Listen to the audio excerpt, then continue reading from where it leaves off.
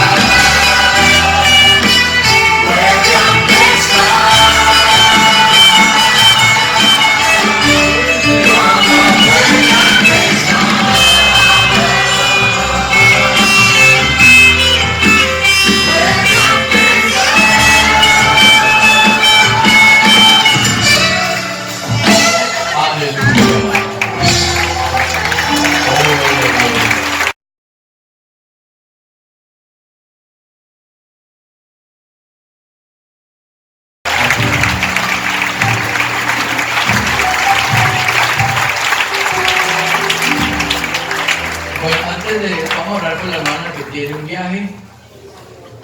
Muy bien, la hermana Cárdenas, que el Señor la lleve con bien. Amén, vamos a orar por ella. Señor Jesús, oh mi Dios, te damos gracias, Señor Jesús, por tu hermana, llévala con bien, Señor Jesús, Dios. Oh Dios, oh Dios, oh Dios, oh Dios, oh Dios.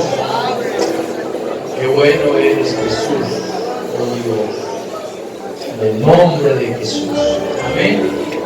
Mateo capítulo 13, verso 24.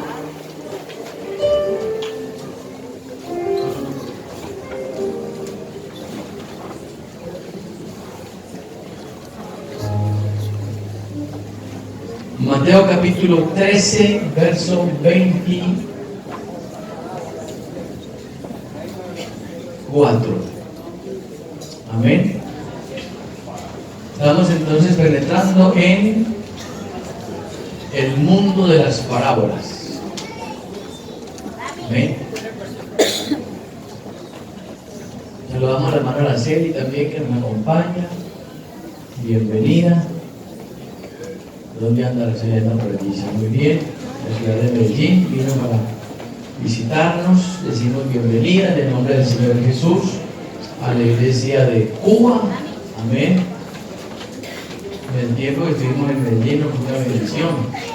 Todos sus años nos adoptó como si fuéramos prácticamente sus hijos, ¿no? Llegábamos a su casa cuando llegara la mía. Bienvenida por acá. Verso 24. Concentraditos aquí entonces con este texto interesante. Parábola de controversia, pero interesante para nosotros en este tiempo. Le refirió otra parábola diciendo, hablando de Jesús: el reino de los cielos es semejante a un hombre que sembró buena semilla en su campo. Pero mientras dormían los hombres, vino su enemigo y sembró cizaña entre el trigo y se fue. Y cuando salió la hierba y dio fruto, entonces apareció también la cizaña. Vinieron entonces los siervos del padre de familia y le dijeron: Señor, ¿no sembraste buena semilla en tu campo? ¿De dónde pues tiene cizaña? Él les dijo: un enemigo ha hecho esto. Y los siervos le dijeron: ¿quieres pues que vayamos y la arranquemos? Él les dijo: No sea que al arrancar la cizaña, arranquéis también con ella el trigo. Dejad crecer juntamente lo uno y lo otro hasta la siega. Y el tiempo de la siega yo diré a los segadores: recoged primero la cizaña y atad las manojos para quemarla, pero recoged el trigo en mi granero. La explicación aparece en el verso 36. Dice: despedida entonces la gente, entró Jesús en la casa, posiblemente la de Pedro, ¿no? Y acercándose a él sus discípulos le dijeron: explícanos la parábola de la cizaña del campo. Respondiendo él les dijo: el que siembra la buena semilla es el Hijo del Hombre. El campo es el mundo. La buena semilla son los hijos del reino y la cizaña son los hijos del mal. El enemigo que sembró es el diablo. La siega es el fin del siglo y los segadores son los ángeles. De manera que como se arranca la cizaña y se quema en el fuego, así será el fin de este siglo. Enviará el Hijo del Hombre a sus ángeles y recogerán en su reino a todos los que sirven de tropiezo y a los que hacen iniquidad. Los echarán en el horno de fuego. Allí será el lloro y el crujir de dientes. Entonces los justos resplandecerán como el sol en el reino de su Padre. El que tiene oídos para oír, oiga. Amén. Señor, te damos gracias esta mañana por tu palabra.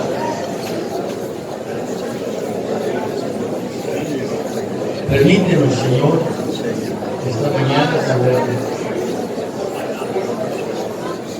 comprenderla, entenderla, vivirla. Señor, gracias, porque seguimos creyendo que tú eres suficiente para nuestras vidas. Dependemos de ti hoy, Señor, mañana y siempre. Gracias por tu palabra, Jesús. Amén. Siéntese, por favor. Bueno, vamos a estar concentraditos con la parábola que viene acá. Entonces, dentro de las parábolas de Jesús aparece esta, que me parece que es bastante interesante: el trigo y la cizaña.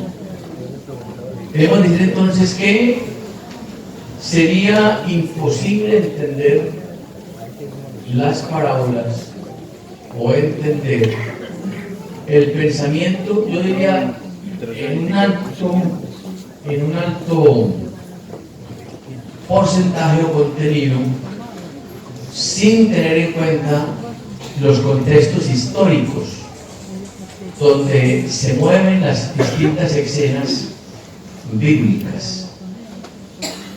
Y cuando hablamos de los contextos históricos, también estamos hablando de los contextos geográficos. No existe nada en la Biblia que no tenga un sentido, no tenga una interpretación. Todo lo que está en la Biblia, así sea que algo para usted pase inadvertido, tiene un sentido. Los animales tienen su sentido en la Biblia, los montes tienen su sentido en la Biblia, aún en los libros que son de las cronologías, que uno pensaría que no hay mucho contenido, tienen un sentido bien interesante. Aquí inicialmente este es un contexto de un pueblo que es netamente agrícola. Yo creo que si hay un pueblo que se movió en medio de ese contexto fue Israel. Israel usted lo ve en todo el tiempo moviéndose dentro de un contexto básicamente agrícola. Por eso muchas de las palabras de Jesús apuntan al pensamiento palestino donde se movió el pueblo de Israel. Esta es una de las parábolas que se constituye dentro de ese contexto en una pesadilla para la agricultura del pueblo hebreo o judío. Convirtió en una pesadilla, como lo fue la broca.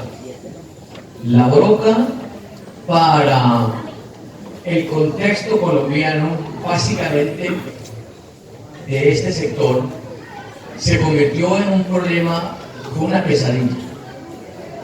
La broca quebró gente en cantidades extremas. Caficultores que dependían de eso, prácticamente los quebró, los arruinó. Y los coletazos de eso todavía los tenemos. Grandes extensiones de tierra que ayer fueron productivas en café, fueron arrancados y hoy son sembradas en pasto o en otras cosas, porque se le perdió el valor, porque una plaga arruinó todo un proceso agrícola. Exactamente igual pasó con la cizaña.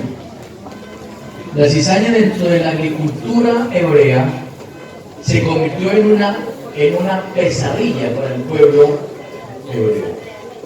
Esa palabra cizaña vuelve nuevamente a ubicar la etimología de las palabras dentro de la raíz.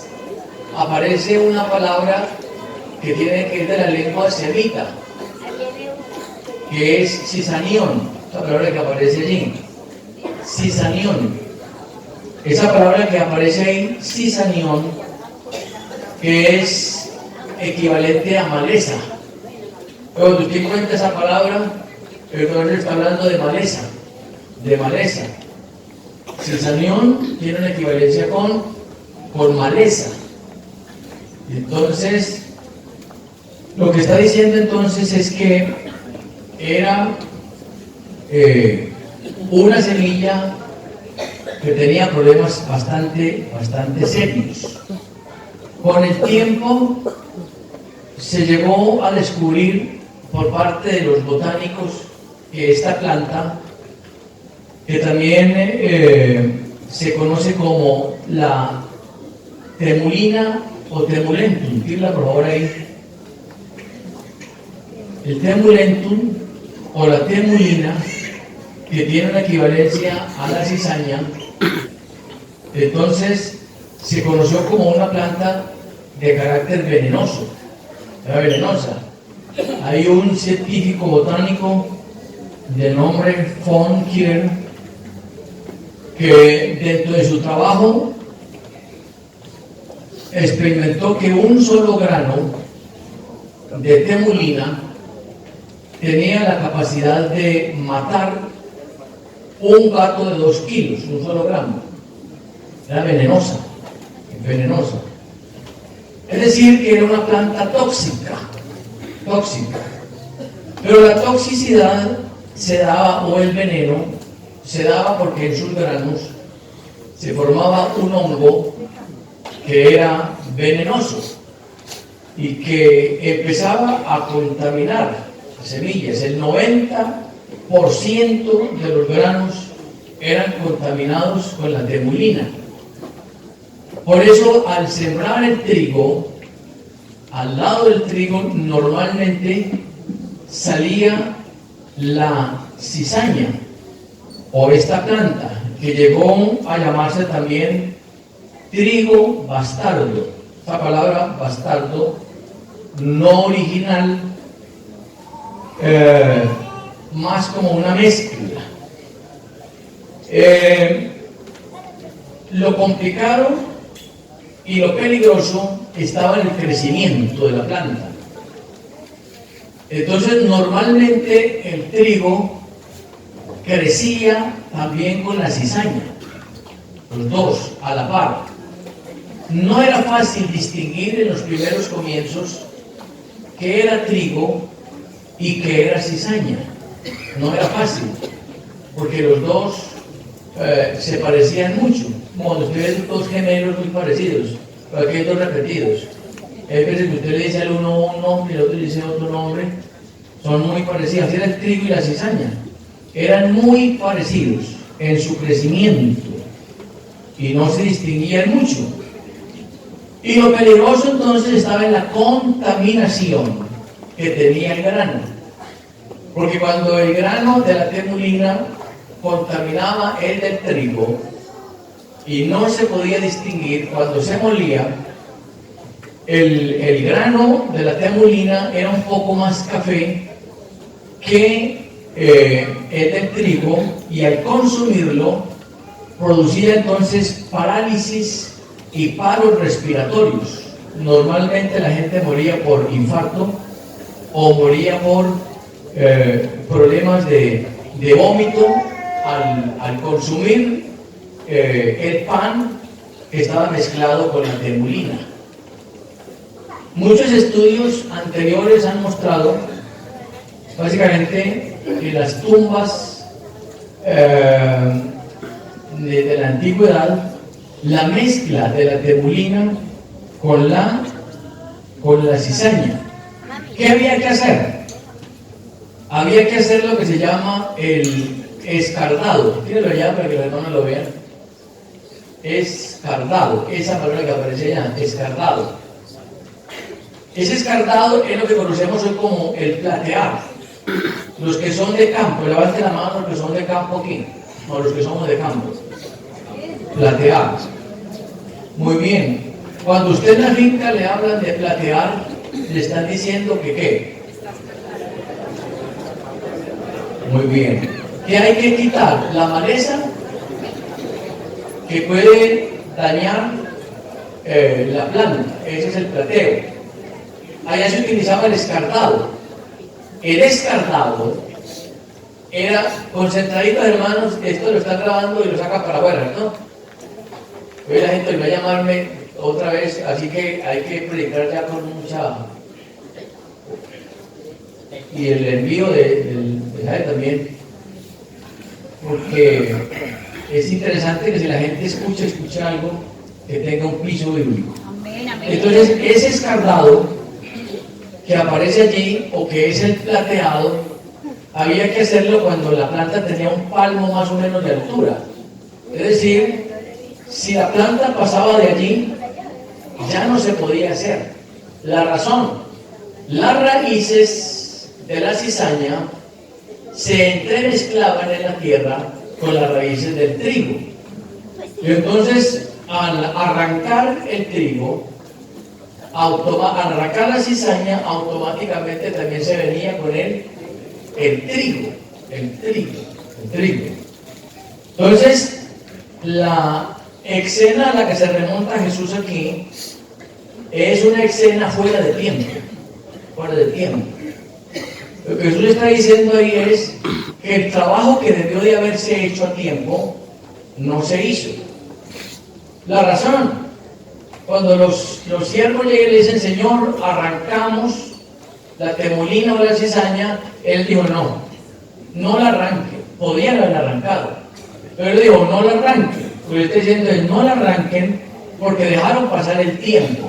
Ya está muy grande, ya está entrelazada.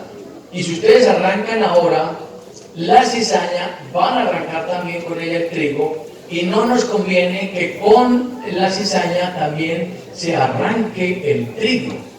Espérense un poquitico. Les doy dos noticias importantes para la iglesia. El Señor no dijo que la cizaña se iba a exterminar. No, señor. La cizaña siempre estará. Esa es la noticia. Siempre estará. Digo, no es que ustedes la van a arrancar y la van a matar para siempre, no.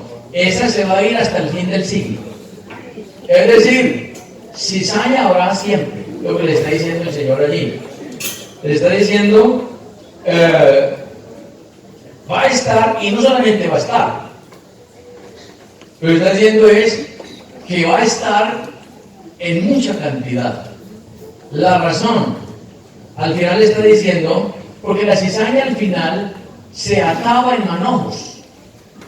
Cuando ustedes están hablando de manojos, están hablando de una cantidad bastante grande. Se ataban manojos y servía para quemarla porque reemplazaba la leña. En Palestina había muy poca leña, entonces la cizaña servía para echarla al fuego y reemplazar la leña. Y lo otro era que se la echaban a las gallinas, porque a las gallinas no les hacía daño, cosa rara. Entonces las gallinas se la comían o la tiraban al fuego para que fuera consumida. Muy bien. La otra noticia que tenemos aquí es que hemos escuchado muchos mensajes hablar del trigo y la cizaña y hablar entonces en forma equivocada, porque quiero decirles que en esta parábola no aparece la iglesia.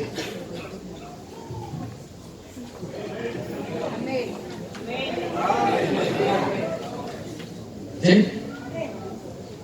No aparece la iglesia.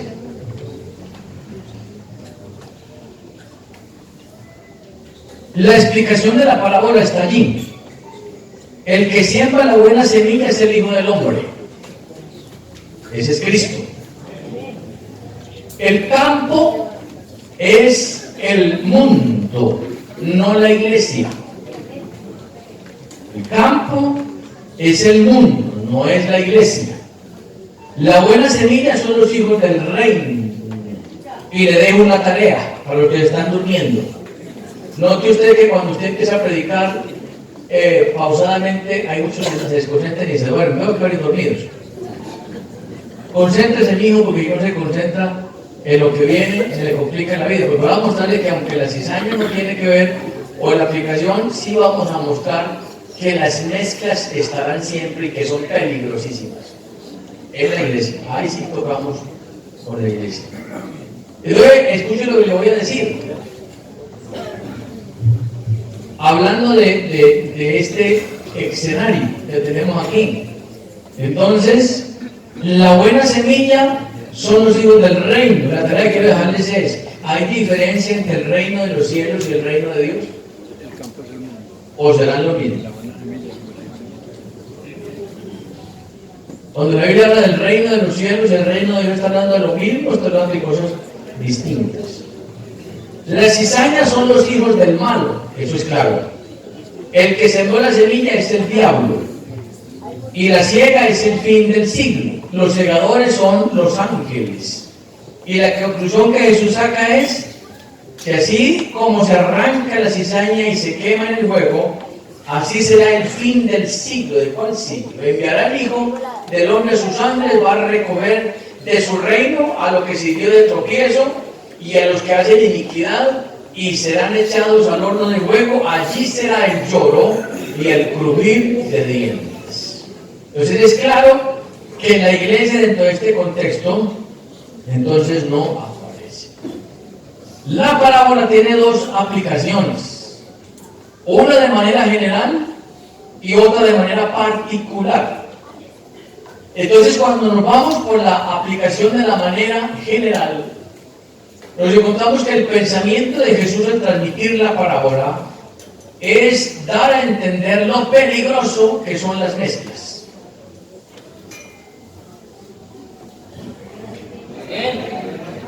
Las mezclas son peligrosas, muy peligrosas son las mezclas. ¿Qué oído es? Las mezclas que son peligrosas, y en términos generales la parábola muestra a través de más de 20 siglos el proceso de Dios o el trato de Dios con los seres humanos, y que siempre en ese trato usted va a encontrar mezclas. Por eso el interés de Jesús y algunos textos que hay que ponerles cuidado. Pero oye, no le ponemos cuidado a los textos y se nos complica la vida. Nosotros somos hijos de Dios y como hijos de Dios tenemos un manual. Este es un manual. Este es un manual. Y yo quiero invitarle a usted, yo quiero invitar a los pastores que estaban allá, mi esposa estaba allá y a los hermanos, a no comernos las cosas de cualquier manera. Y yo tengo un manual para un termómetro para meterme aquí. Lo que no esté dentro de este contexto no me sirve para nada. ¿Cómo me voy a comer de una cosa que no está dentro del contexto? Yo no, ni con agua, ni con jugo, ni con nada me lo paso, porque no está ahí. Y lo que no está ahí, a eso no le caminamos. Nosotros le caminamos a lo que Dios dice en su palabra. Entonces hay que prestarle atención a las cosas que Dios inspiró. Por ejemplo, ojo con los yugos desiguales. Los yugos desiguales son mezclas.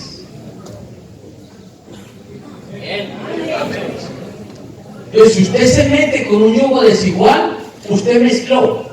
Y cuando usted hace una mezcla, no espere que le vaya bien. Si le va bien, pues seguramente será una cosa opcional. Pero lo normal es que le vaya mal. Ojo con eso. Las mezclas no son buenas. Ojo con los cruces, aún de animales. Y la Biblia habla de no cruzar animales, porque el resultado de las mezclas son fenómenos. Y eso está ahí. Entonces, si yo me salgo de ese contexto, voy a tener problemas. Textos como ¿qué comunión tiene la luz con las tinieblas? Bueno, ¿eso es una mezcla? Si yo soy luz, entonces mi posición es ¿qué? Es ser luz. Pero si yo me mezclo con las tinieblas y permito que las tinieblas me permeen, entonces se me complica la vida. No hay comunión, ¿cierto que sí? Esto es como si entresacaran lo precioso del oír. Entonces sí me toca a mí prestarle atención a las mezclas, porque las mezclas me pueden dañar. Aún Satanás se viste como, pero no es el ángel de luz, pero sí se disfraza como ángel de luz. Entonces tenemos que ponerle atención a eso, que se conviertan ellos a ti, pero tú, así que ese cuento que usted saca, X persona, pastor, es que yo me lo gano para el Señor, ese cuento es para usted. No, pastor, yo me la gano para Dios, ese cuento es para usted, porque ese es un cuento, eso no está aquí. Ahora que le resultó que le sonó la flauta y se convirtió, esa es una excepción, pero lo normal es que usted termine bravo. Yo le decía a una hermana, es que yo a esa mujer la amo con todo. Empezando porque tú no sabes que es todavía amor. Tú estás estragado, enamorado. Y cuando uno está enamorado, las cosas son distintas. Usted enamorado no piensa, usted enamorado no razona. Usted enamorado comete los peores errores de la vida. Gasta la plata como no debe gastarla. Usted se va para el éxito, usted tiene 2 días de casado, así que llega a su amigo y le va este mensaje.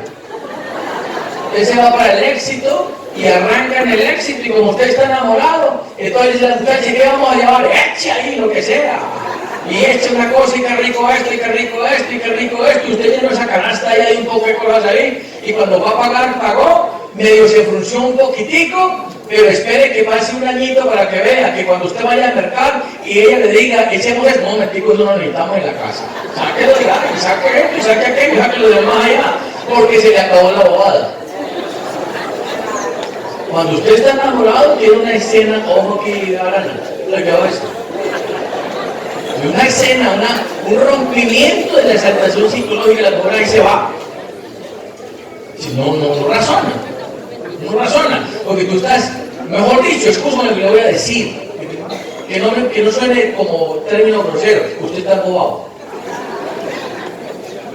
Es la razón. Mis hermanos me decían, no, tú estás enamorado. El amor es otra cosa. El amor es sufrimiento. El amor se construye en el conflicto, en el dolor, en la escena difícil, en la gordura de la mujer que le salió por aquí la llantica. Pero ya usted no está mirando desde el enamoramiento, que miró la curva de allá y de allá y el hombre de allá, y el pelo que tenía ya no tiene, ya le soba la cabeza. Ya eso es distinto. Ya usted lo ve desde otra óptica distinta, porque el conflicto le llevó a crecer y a entender que ese que tiene ahí es más que una estructura físico-química, hay algo interior en él que vale la pena y va más allá, un poquito más allá, y usted ya lo está diciendo como un niño. Y el judío está pensando distinto. Y ese hombre se metió y se arrodillaba a orar y la mujer pasaba y le daba una patada. Pero es un yugo desigual. Él se mezcló.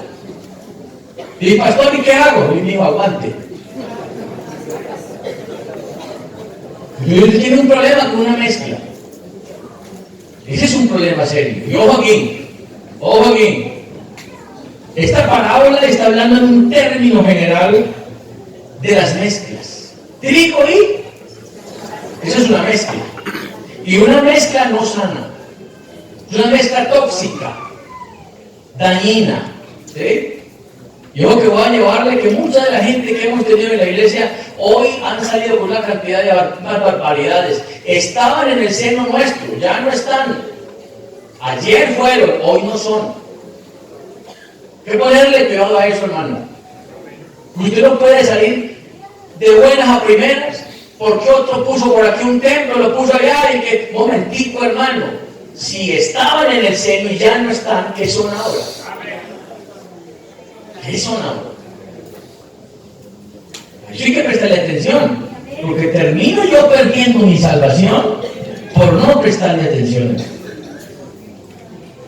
Entonces la parábola muestra en un contexto general que las mezclas no son buenas. Yo pregunto esta mañana, ¿habrán mezclas en la iglesia que son tóxicas y dañinas? Pregunto nuevamente, ¿habrán mezclas en la iglesia? No estamos hablando de seres humanos aquí. Entre creyentes hay gente tóxica. Pues eso es muy grave, hermano. Muy grave. Eso es lo que pasa con los equipos y con los grupos. Porque yo tengo que entender lo que soy. Si yo no entiendo lo que soy, entonces, hermano, alguien tendrá que decirme alguna vez lo que yo soy. Y cuando usted comienza a mirar el problema de las mezclas, eso es mortal. Eso es mortal. Como cuando usted combina ciertos productos, usted va a un médico, de un dietista, y lo primero que le dice es, ojo con las combinaciones que son dañinas. Y te eliminan una cantidad de cosas que son dañinas. Gente fascinada tomando con Coca-Cola, tomando Coca-Cola. Y ahorita que las Coca-Cola las utilizan para destapar, para quitarle moho a los tornillos y todo. ¿Quién no hará eso en el cuerpo humano? Y ustedes están diciendo, usted está rompiendo una ley que no debe de romper. Pero usted dice, denme una Coca-Cola. Yo una vez no me aguanté la risa y usted la risa en un restaurante. Escuchen, hermano, porque yo no lo entiendo. Y una persona, estábamos ahí, cuando pidió una cantidad de chicharrón, una cantidad de cosas, y al momentico dijo, bueno, y denme una Coca-Cola Light para matar esto. Como si la Coca-Cola Light te fuera a cortar el veneno que te acabas de consumir. Entonces, las mezclas se convierten en un problema serio. En un contexto general, aquí la parábola nos muestra el problema de las mezclas que siempre han estado. Israel estuvo 430 años en Egipto. 430 años en Egipto es mucho tiempo. ¿Cuántos años tiene Pereira? 156. Imagínense cuánta gente ha pasado por este pueblo en 156 años. ¿Cuánta gente ha pasado? ¿Y cuánta gente ha muerto? ¿Cuánta gente está? Y solo son 156 años. Israel estuvo 430 años en Egipto. Le pregunto, ¿tuvo la posibilidad Israel de mezclarse con los egipcios? ¿Sí o no?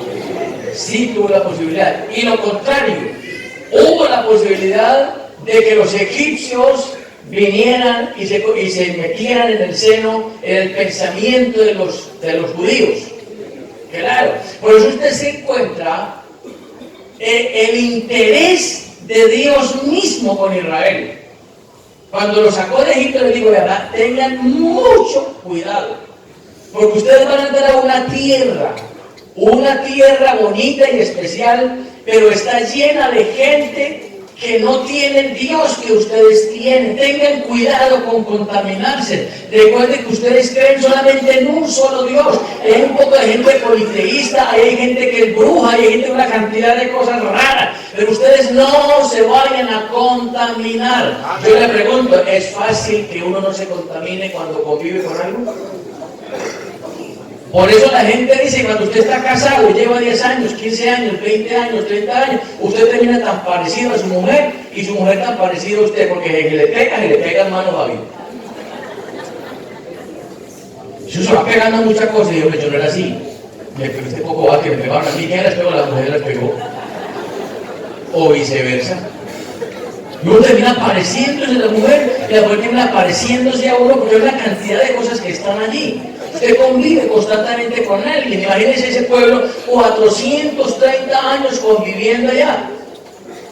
Y Dios tratando de mantenerlo en una posición. Porque si algo quiere Dios con lo suyo, vamos, dale, voy a hundirlo al en la parábola. Porque si algo quiere Dios con esta iglesia que está aquí sentada, es que usted sea distinto. Que usted no se parezca a nada ni a nadie.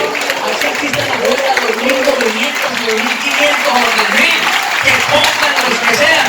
Alguien me decía una vez a mí, pastor, usted no se preocupa si le ponen la frente y le dice, me pongan 40 iglesias allá, vea, pongan allá arriba, otra frente allá. No hay problema, el problema es suyo. Si usted tiene la palabra sembrada, usted sabe dónde está, qué es lo que tiene y para dónde va. Y que pongan lo que sea.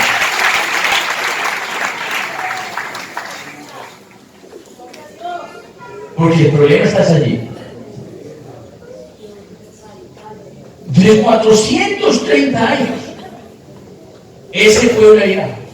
Y llegó el momento en que Dios iba a sacar a Israel. Y lo sacó. Pues cuando Dios dice algo, lo cumple. Pues se arrimó ayer un hermano después de que yo prediqué y me dijo, pastor, ¿qué vamos a hacer con lo que está pasando? ¿Y qué está pasando? Esto está inundado y me nombró un movimiento de realidad y usted no se preocupe por eso. Preocúpese por enseñar la palabra. El que es de Dios, las palabras de Dios oirá. Que no le va a caminar a cualquier cosa, le camina a lo que Dios dice en su palabra. Y el pueblo salió. Y mire usted lo interesante de esto. Éxodo capítulo 12, verso 37 y verso 38. Es lo que dice aquí: partieron los hijos de Israel de Ramsés a Sucot, como 600,000 hombres de a pie. Solo los varones eran 600,000. Y no contaban los niños, ni tampoco las mujeres. Pero también subió con ellos, con esos 600,000, más los niños y las mujeres. ¿Qué subió con ellos? Yo quiero que ustedes miren este detalle, por favor, detalle de la Biblia. Subió con ellos grande, no fueron 2, ni 3, ni 4. A Israel se le pegó una grande multitud de toda clase de gentes de los egipcios que estaban allí. ¿Qué les pegó? Una grande multitud de toda clase de gente, y ovejas y muchísimo ganado. Quiere decir que Israel tenía una opción de decirle a esos: aquí no los necesitamos. Por eso escucha aquí, hermano, Dios a nosotros no nos ha puesto en una iglesia para estar criticando al otro, ni para estar mirando al otro, ni cómo tiene la falda la otra, ni cómo tiene el pelo el otro, si lo pintó de blanco o de morado. Hermanito, usted póngase su pelo de morado o de gris, pero ese será su problema con el de arriba. Y usted no va a encontrar aquí predicando, dedicándole a usted aquí, hermano, una hora de un sermón diciéndole cómo tiene que usted que vestir. Usted sabe cómo debe de vestir. Y si no, haga el curso de conversión. Eso es sencillo. Hay que predicar en la palabra. Entonces, a nosotros nos toca aquí entender que el que va a arrancar la cizaña un día es Dios. No es el pastor, ni es el diácono, ni es el hermano que está allá. Que eso pasa muchas veces. ¡Tanto tiempo usted! Hace poco, hermano, vea, complicada la cosa. Una señora viniendo al culto, venga. Y llega alguien de él y dice: usted se va a jubilar. jubilar de simpatizante. Déjenla quietecita que se jubile de simpatizante, que lo que la palabra no haga no lo hace nadie. Si la palabra no la convence, no la convence nada.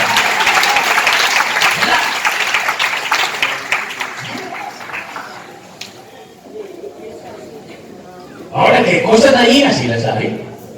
Se le pegó una multitud de toda clase de... Israel pudo decir, con ustedes no voy. Pero Israel se quedó callado. Dios se les quedó callado. No les dijo nada. Se metieron. La pregunta es, ¿por qué se metió esa gente en el momento de que salió de Egipto cuando lo tenían todo? Porque los egipcios lo tenían todo, no los judíos, los egipcios. Lo tenían todo, buena comida, pueblos, cebollas, carne, tenían de todo, tenían todo. Entonces, ¿cómo cambiar lo que tengo por esto? Quiere decir que ese pueblo vio que el Dios de esos judíos era diferente al que ellos tenían. Pero lo vamos a meter aquí y se mezclaron. Ahí iba el pueblo de Israel, pero ahí va la mezcla también con ellos. Y el problema de las mezclas es que si yo no estoy bien parado, me contaminan y me eliminan. Y no había prediado fuera tanta gente amargada en la iglesia. Un poco de gente amargada, y que chutante, y que bueno, y que vea, y que no, y que vea, y que el pastor, y que el diácono, y que se allá. Ese tipo de personas no ha entendido todavía quién es.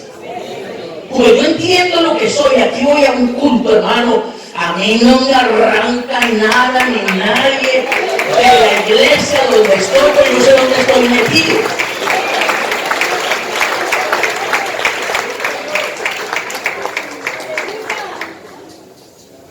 Yo le digo a alguien estos días, es que yo no olvidé porque siempre canta la misma rosca. Ese mismo cabecipioladito siempre cantando allá, y para que le pone cuidado a ese muchacho bien feito que está bien para cuidado, que cante ya, que esté tranquilo, eso no separa usted de la gloria del Señor. Hermano, tú hay que entender que esto tiene altura. Escúchenme aquí, necesitamos una iglesia en Cuba con altura, que piense alto, que piense distinto, que razone distinto. Que si tocó este o aquel, o predicó la hermanita, y de hermano, hombre, que la hermanita que no sabe ni predicar. No, ese no es tu problema. Tú ven al culto y glorifica a Dios. Glorifícalo. Que esa hermanita que tú crees que no tiene nada, tendrá algo que Dios le ha dado para transmitirle a usted y para transmitirme a mí. De hecho, yo estaba en vacaciones, ¿ves? Los maestros, hermanos, que se sienten el domingo, yo me siento, hermano, ¿qué vamos a hacer? Estoy aquí. Y el martes, que sí, me siento ahí un momentico. ¿Y será que porque me siento no tengo nada que aprender? ¿Será que el mensaje del domingo que tuvo tan bonito no transmitió nada? Hablando de una fe, alguien me dijo, hermano, pero la doctrina, un momentico, que lo que Dios quería es que transmitiera una fe para nosotros. Eso es lo que nos gustó, listo, lo demás lo dejó apurado. Dios no pierde tiro. Es decir, Dios no pierde mensaje. El mensaje que yo suelto desde aquí, el que lo predique, si es un hermano sencillo, no se preocupe. Que algo tendrá Dios para decirle. Se mete toda la gente. Y se fue toda esa gente ya. Ojo con la mezcla. El problema estuvo después. Números capítulo 11, verso 4 al verso 6. Porque lo que vino fue después de esa mezcla. Mire acá. Y la gente extranjera que se mezcló, mira la palabra que utiliza ahí el texto, que se mezcló. ¿Y se mezcló con quién? Con el pueblo judío. Esa gente que se mezcló con ellos, ¿qué tuvo? Un vivo de palabras, se acordaron. Y los hijos de Israel también volvieron a llorar y dijeron, ¡ay, que nos diera a comer carne! Lo que te está diciendo. Verso 5. Nos acordamos del pescado que comíamos en Egipto. Mire cuando una persona pierde el norte. No es posible que yo me acuerde del acado, que me acuerde de los pepinos, de los melones, de los puerros, de las cebollas y los ajos, y no me acuerde del látigo romano en mi espalda. ¿Ah? Ojo, hermano, con cambiar a Cristo por cualquier bobada. Escúcheme, estoy hablando como papá. A Cristo no lo cambiamos por nada. Así el diablo me ponga lo que me ponga, yo tengo definido lo que soy para darle hoy.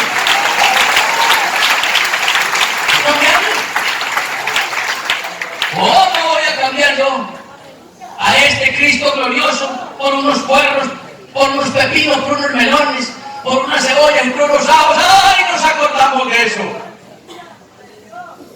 Yo sí digo sinceramente, hermano, Dios es muy grande en mi vida. ¿Qué pensaría Dios? Lo es que no solamente que se acordaron de eso, es que utilizaron términos despreciativos, de menosprecio, para hablar de lo más grande que hay. Mire, vea, para hablar de esto. Porque mira el verso que sigue, el verso 6, mira lo que sigue. Y ahora nuestra alma se seca, pues nada sino este maná de nuestro, como quien dice, vea, lo único que vemos es el maná. ¿Eso para qué? Oiga eso. Y resulta que ese maná los mantuvo nutridos 40 años. Yo digo, hermano, el día que usted se canse de oír la palabra, apague y vámonos. Es el final. Si algo caracteriza a un creyente, es las ganas, el deseo de venir un martes, un jueves, un domingo, en la mañana y en la tarde, y sentarse a comer la palabra, porque la palabra te transmite vida y te coloca en una posición directa con Dios.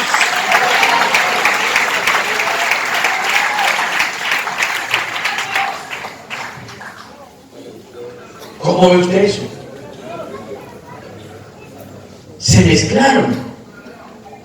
Y esa mezcla trajo como consecuencia que todo un pueblo recibiera tremenda reprensión. ¿Y a usted quién es carne?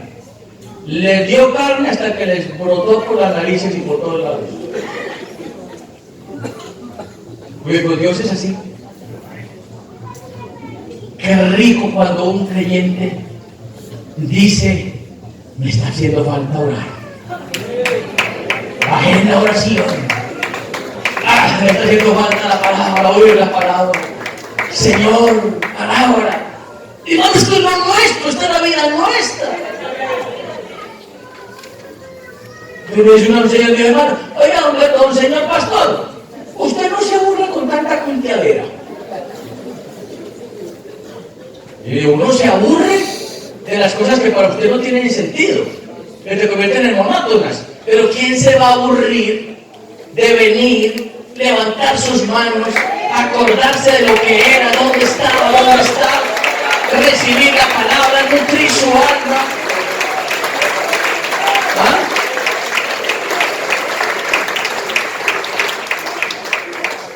Pero este problema de las mezclas es un problema complicado. Entonces la parábola está mostrando que las mezclas tienen un problema complicado. Mira lo que dice 2 Corintios capítulo 11 y el verso 26. Pablo está hablando de que en su vida cotidiana, su vida estuvo marcada por muchas cosas, pero mire, estuvo marcada por caminos muchas veces, por peligros de ríos muchas veces, por peligros de ladrones, peligros de la nación, peligros entre gentiles, peligros en la ciudad, peligros en el desierto, peligros en el mar y peligros entre ¿qué? Yo le pregunto, ¿eso es una mezcla? Yo quiero que usted preste atención, por favor. Y con todo respeto le digo, no todos los que llegamos a un culto somos hermanos.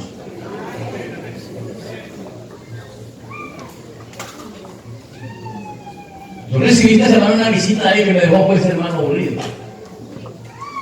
Aburrido.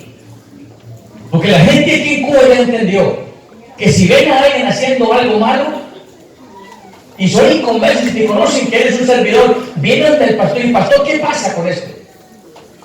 ¿Qué hombre o esta mujer es una servidora en la iglesia donde tú estás y mira lo que hace y mira cómo se comporta? ¿Cómo es la cosa aquí?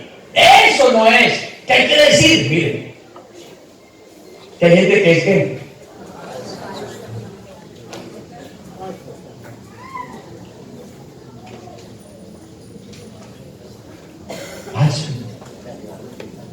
falsos. ¿Cómo así que falsos? De lo que el texto y a Pablo le tocó. No le tocó a Pablo eso con la iglesia de Filipenses. ¿Cuántas iglesias fundó Pablo? ¿Y cuál era el sentir de Pablo? Iglesia que fundaba, ahí colocaba, y resulta que los muchachos que venían siguiendo los pasos de Pablo sintieron celos, envidias de Pablo y empezaron a hablar mal de Pablo para ver cómo. Hermano, Cristo no está hablando mal de nadie.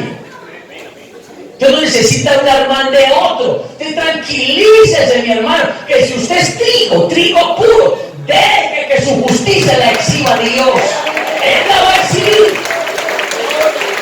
Usted evita que nadie lo defienda.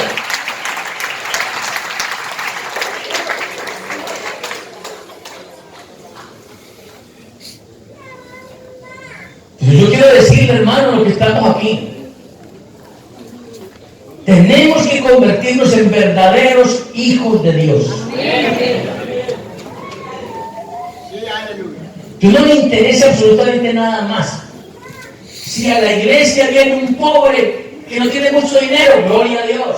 Si viene alguien que está tapado en plata, que no tenemos en Colombia ni siquiera, es que hermano, uno dice, ¿qué tipo tan rico? ¿Cuál rico, mijo? Si en Colombia los que tienen platica son 2 o 3, y en el ranking mundial están en uno del 80 y el otro como en el 100 y pedazo, hermano. Nosotros ni siquiera sabemos qué es eso, vea.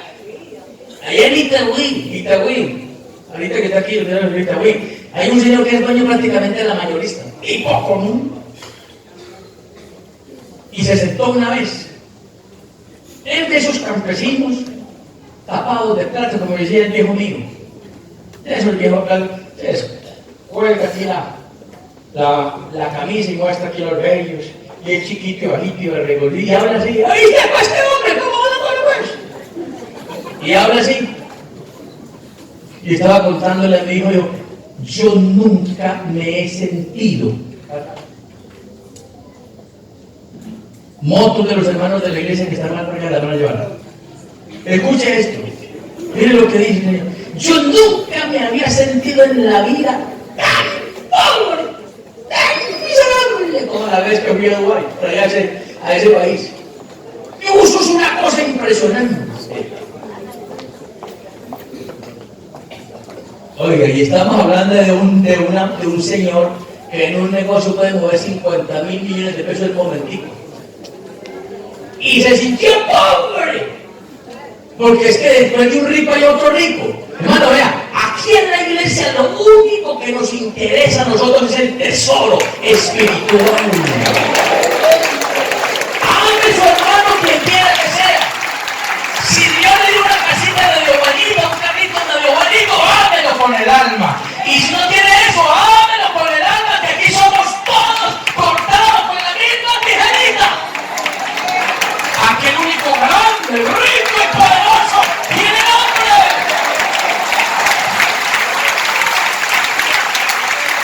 ¿Cómo se llama?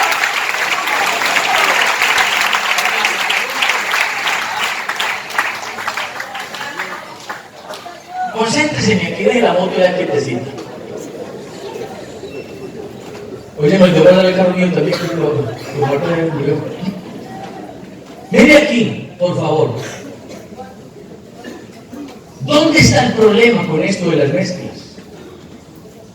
Que la Biblia aquí, hermano, tiene expresiones para quien se encarga de hacer daño en el seno de una iglesia, expresiones muy fuertes. Hay 24 expresiones aquí, yo diría, muy complicadas. ¿Me permite leérselas? Le pido permiso para leérselas. Usted cuando puede sentirse mal. Pero mire a la gente que se mezcla en la iglesia y hace daño, y con sus malos testimonios, con su vida que no está acorde. La iglesia lo llama lobos rapaces. Lo voy a leer rapidito porque empecé el tema y no voy a ni hacer. Lobos rapaces, falsos profetas, zorras, cerdos, perros, falsos maestros, obreros fraudulentos, cabritos, sepulcro blanqueado, puercas lavadas, cizaña, vasos viles, peces malos, aves aborrecibles, guaridas de demonios, nubes sin agua, paja, tamo, estrellas errantes, árboles otoñales, fieras ondas del mar, bestias brutas, falsos apóstoles, falsos cristos, manchas en vuestros ágapes. En otras palabras, la gente que se dedica a dañar, hermano, no tiene presentación en Dios. Escuche, mi iglesia, yo le amo a usted con el alma. Dediquémonos a ser creyentes genuinos, pentecostales genuinos, hijos de Dios genuinos, con altura.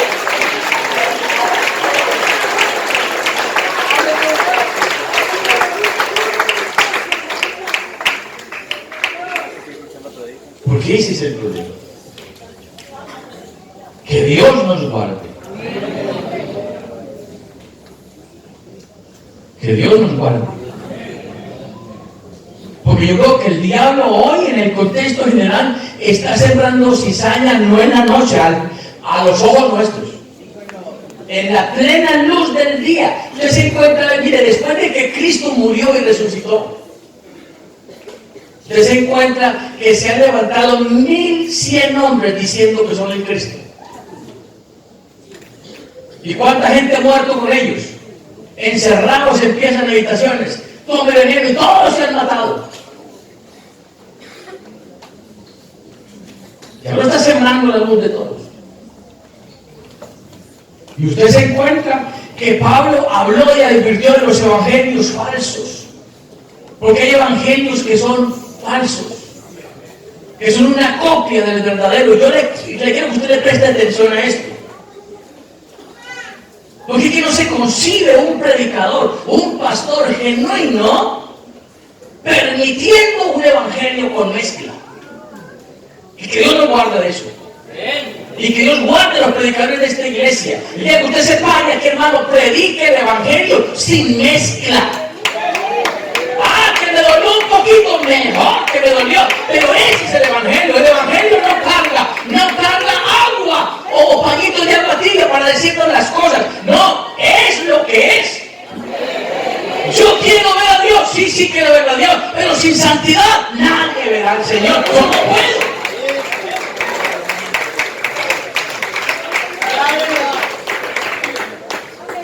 Y la preocupación que estamos teniendo es esa. Una cantidad de pastores que por mantener, escúcheme, no estoy hablando de eso, que Dios nos guarde. Y la gente que quiere que salir del ministerio, pongan atención a esto. Yo no saco a cualquiera del ministerio. No. Usted tiene que tener claro esto. Porque el evangelio es lo que es. Y estamos llenos de mezclas. Hay falsos evangelios. Gálatas capítulo 1, versos 6 al 9. Miren lo que dice. Miren lo que dice Gálatas 1:6. Gálatas. Yo no te digo Gálatas, ¿sí? ¿No? Bueno. Estoy maravillado de que tan pronto os hayáis ¿qué? Para seguir un evangelio ¿qué? Yo le pregunto, ¿hay evangelios diferentes? Pero el evangelio de acá, hermano, el evangelio es uno solo. Es uno solo. ¿Qué es lo que pasa? Que cuando te mete la vida en el colador que es ese evangelio, uno se da cuenta de las impurezas que tiene. Y es lo que dice el verso 7, mire, vea, verso 7, vea. No que haya otro, sino que hay algunos que os perturban y quieren pervertir el evangelio de Cristo, quieren sembrar cizaña al mediodía, a las 12 del día, o a las 5 de la tarde, estamos viendo los últimos momentos, gente ofreciendo evangelios baratos de lo que sea. Venga para acá, que aquí usted no necesita hacer ni esto, ni esto, ni esto. ¿Qué cuento de fanatismo?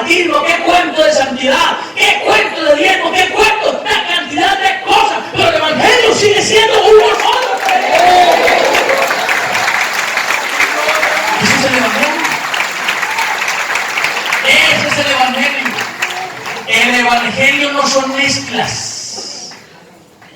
El Evangelio es lo que es. Y créanme, hermano, que estamos viviendo esos momentos difíciles y terribles, donde cualquier cosa le sirve a cualquiera. Pero la palabra de Dios sigue siendo lo mismo. Hay que negarse a sí mismo, tomar su cruz y seguir. Porque hay gente que pretende ser salva, pero ¿cómo? Sin cruz y sin carga. Pero el Evangelio es lo que es. Alguien grite gloria a Dios.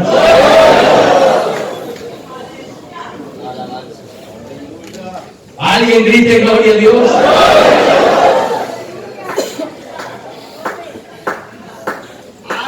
Y usted no se preocupe, hermano. Preocúpese usted por vivir el Evangelio como el Evangelio es.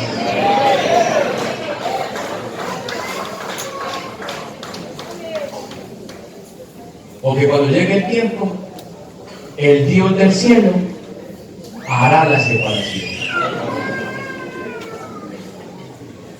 Entonces, en un contexto general, esta parábola está hablando de las mezclas. Pero en el contexto particular, ¿a quién le escribió Cristo esta parábola? ¿A quién se la dijo?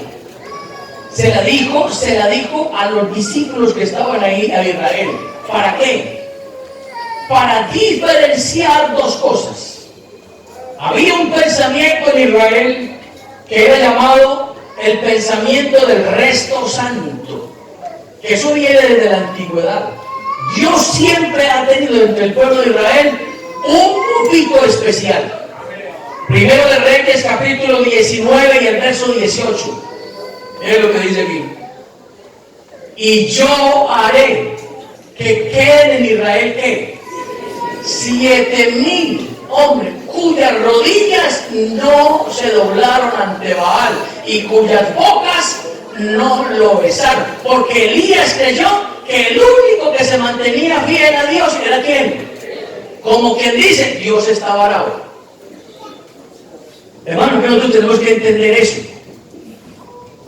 Una vez me dijo un pastor, hermano, pero si yo predico la palabra como es, hermano, me voy a quedar solo en el culto. Hermanito, es que predíquela como es, que Dios traerá a los que son. Usted no puede cambiar la esencia de lo que usted, el Evangelio es lo que es. Si me gano yo con una iglesia repleta de personas cuando no estoy en la posición que tengo que estar.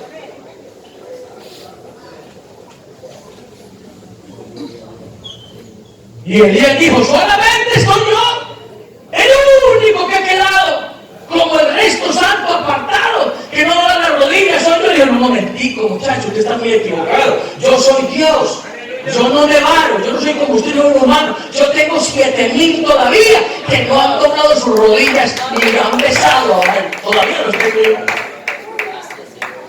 Yo pregunto, ¿en la iglesia habrá gente santa? Mano, aquí hay gente que ama a Dios con el alma, que pasa por esa puerta y adora con el alma, que no tolera el pecado, que no tolera lo malo. Hay gente que dice, mejor muerto que vender lo que no soy.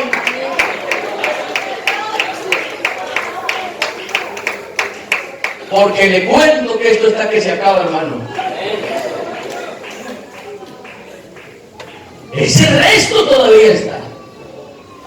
Y el teólogo que habló del resto santo fue Isaías.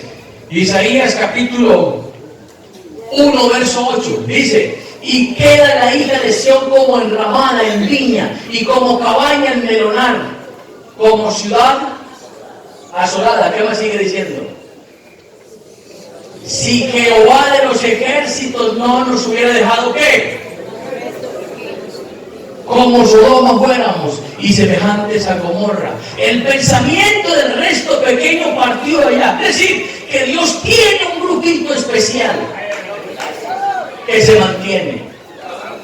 ¿Y por qué le está escribiendo esta parábola directamente a los discípulos? Les está explicando porque los fariseos se creían ese resto pequeño. Ellos creían que eran ellos y los demás estaban fuera. Había otro grupo que eran los bautizantes, que se bautizaban con agua fría, diciendo somos un grupo aparte. ¿Sí? Los fariseos somos un grupo aparte. Y se creían distintos. Los exenios dijeron, vamos de aquí, armamos toda esta parte, no nos contaminamos. Por eso Cristo chocó con ellos. Porque ellos dijeron, si este es el Rey, si este es el Salvador, ¿qué hace comiendo con pecadores? ¿Qué hace si él pertenece al resto santo, al que está separado? ¿Qué hace comiendo con pecadores? ¿Qué hace al lado de una mujer con 7 demonios? ¿Qué hace? ¿Qué hace contaminándose? ¿Qué hace con ellos? Por eso les escribe esta palabra para decirles, mire, todos los días de la vida, el justo crecerá con el injusto, el pecador con el que no es, pero el día final, el Dios del cielo hará la separación entre estos y aquellos. Por ahora nos toca a nosotros vivir una vida en santidad para Dios.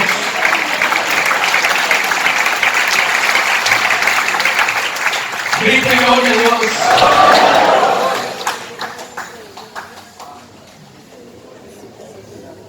Y por eso Jesús les dijo a ellos de frente, vean, ustedes que creen que son el resto santo, son sepulcros blanqueados. Fuerte, ¿cierto? Por fuera, muy bonitos, pero por dentro,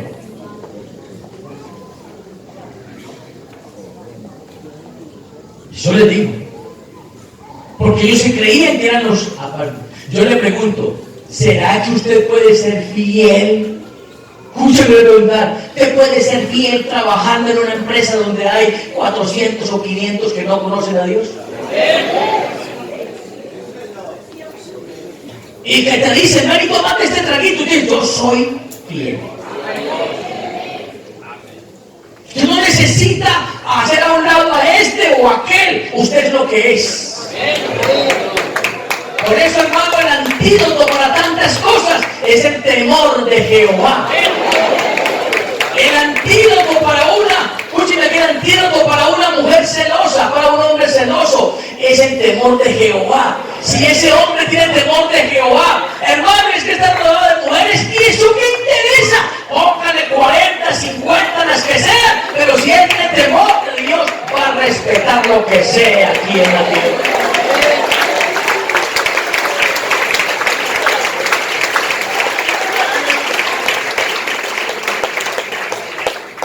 La gran pregunta esta mañana es, y yo creo que es una parábola profética, que luego tocaremos, ¿a qué siglo se refiere? Luego se habla de los peces buenos y los peces malos. Son palabras proféticas, eso viene. Pero yo le pregunto, ¿todos serán arrebatados? Yo le pregunto, ¿toda la gente que viene a una iglesia será arrebatada? ¿Hay una escogencia? Y no es el rótulo, Iglesia Pentecostal Unida, ese rótulo para nada me sirve a mí. Yo puedo meter bajo el rótulo Iglesia Pentecostal y ya me voy con el Señor. No, Señor. Viene el momento de la escogencia. ¿Y quién lo va a hacer? El que sabe quién es cizaña, el que sabe quién es trigo, él va a hacer la escogencia. Y por eso todos tenemos orejas. Tóquele que le tiene, vea. Todos tenemos orejitas, mire, vea, hay con un lóbulo aquí. ¿Y cuánta gente de afuera con su orejita? Pero resulta que hay lóbulos, mire, lóbulos que tienen sangre aquí. Los sacerdotes necesitaban sangre aquí. Lóbulo de su oreja derecha. Sangre en este dedo. Y sangre en el dedo gordo de su pie. Porque el sacerdote oía la voz de Dios, ministraba lo sagrado y sus pies encaminados. Usted no necesita que lo vigile ni el pastor, ni el diácono, ni nadie. Vaya por donde vaya, pase por donde pase, que si usted está lavado con la sangre de Cristo y su lóbulo está todo, usted sabe que tiene un rótulo que dice santidad a Jehová.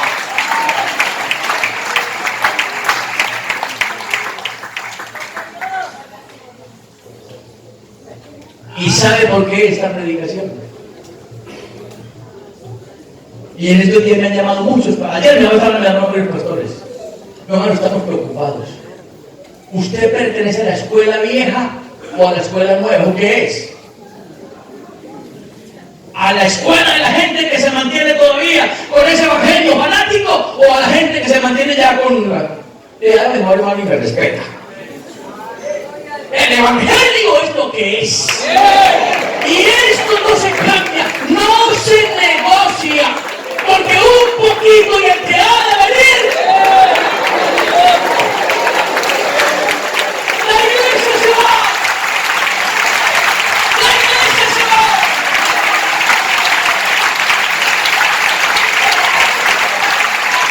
Aleluya, aleluya, aleluya.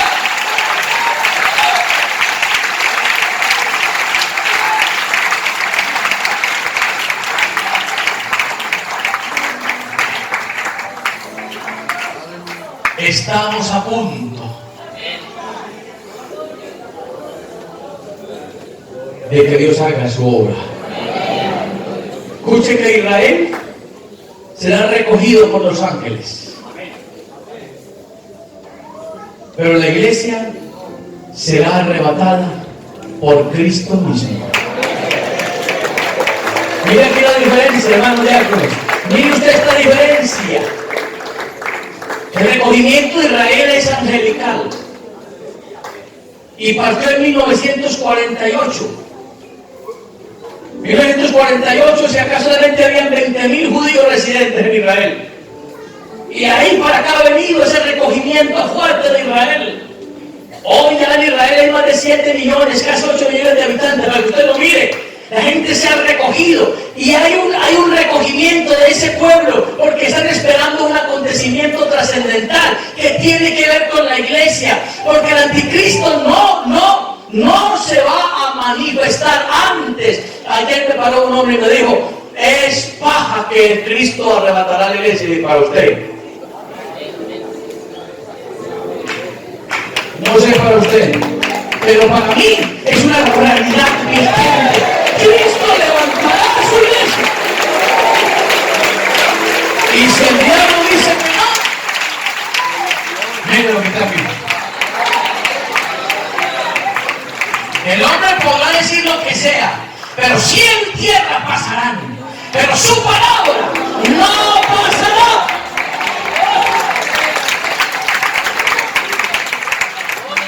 ¿Y sabe quién está diciendo eso? Alguien que fue de nuestra iglesia y estuvo en el ministerio diciendo: no hay arrebatamiento, eso es cuento, no hay.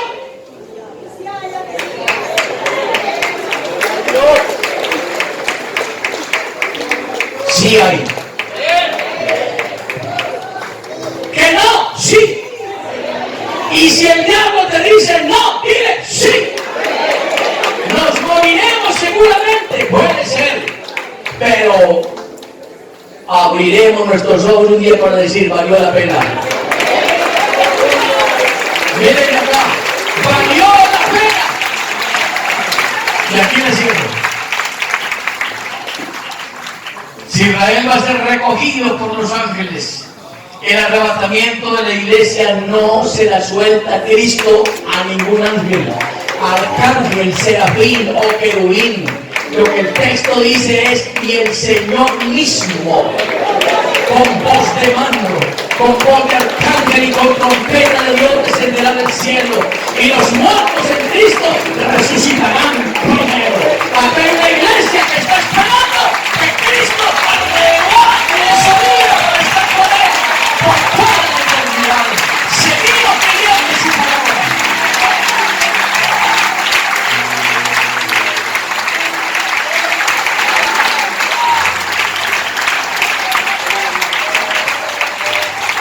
Le pregunto: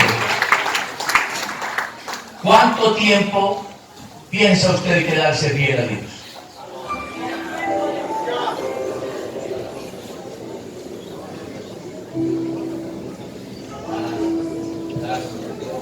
Hermano, estoy compungido en mi corazón con un dolor inmenso. Hoy me lleno de una noticia tremenda.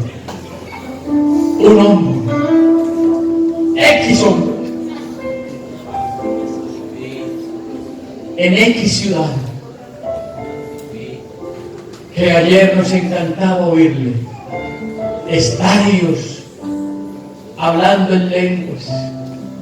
Y ayer vino una noticia terrible de un hombre que Dios usó tanto y está en X ciudad de Colombia, dedicado a la heroína y a los vicios.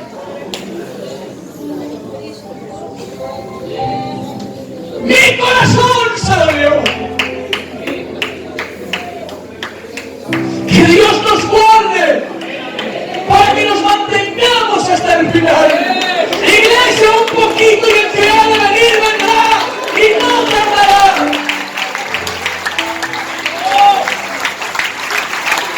Vamos a mantenernos metidos en la presencia del Señor.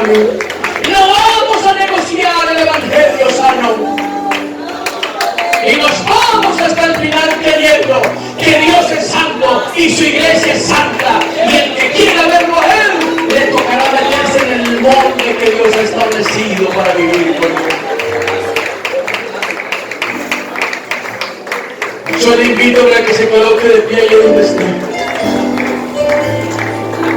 Y levante sus manos arriba.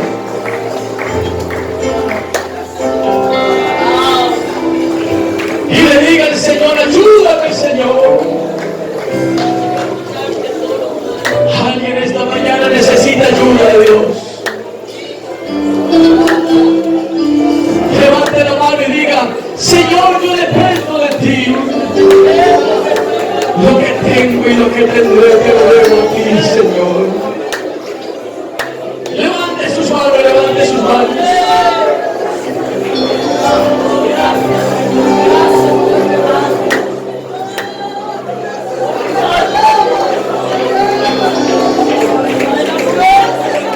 Levante sus manos conmigo. Levante sus manos conmigo, iglesia. Falta poco. Falta poco.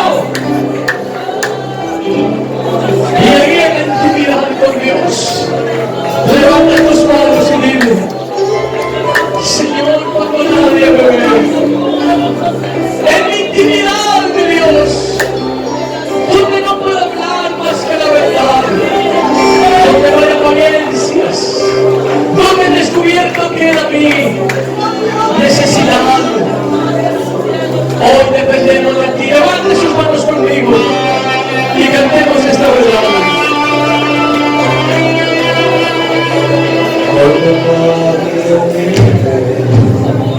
En la intimidad,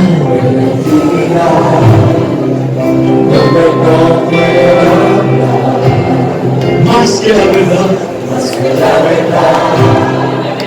donde no haya apariencia, donde el descubierto queda,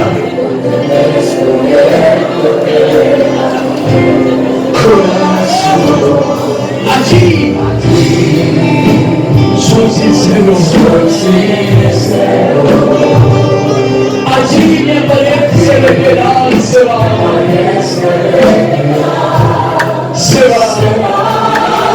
allí es su gracia, su perdón, para estar, y no podía atacar a ti. Si no fuera porque soy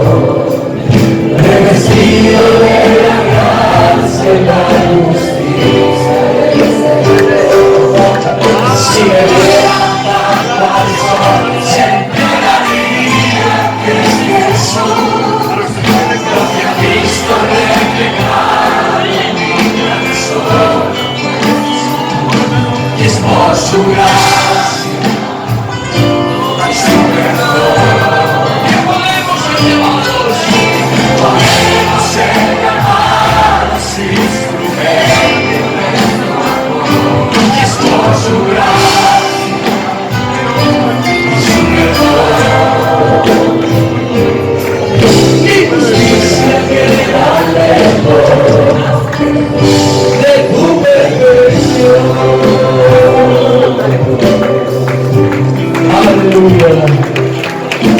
Aleluya. Aleluya, Señor.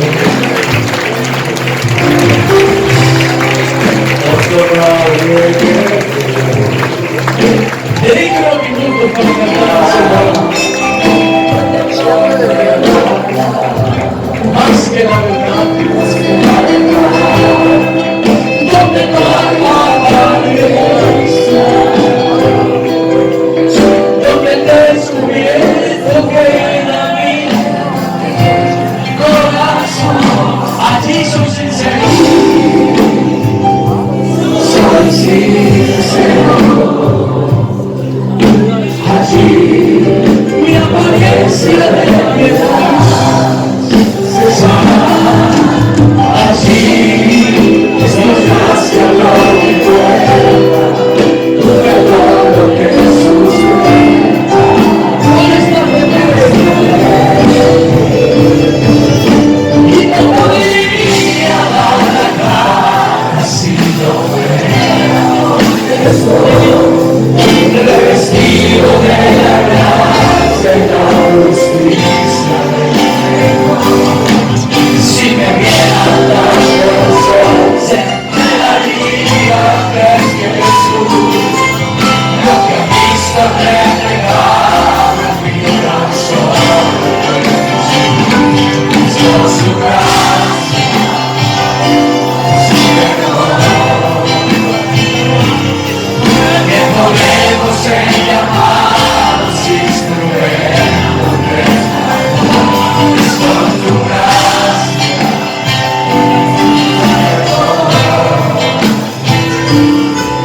Mi justicia queda lejos.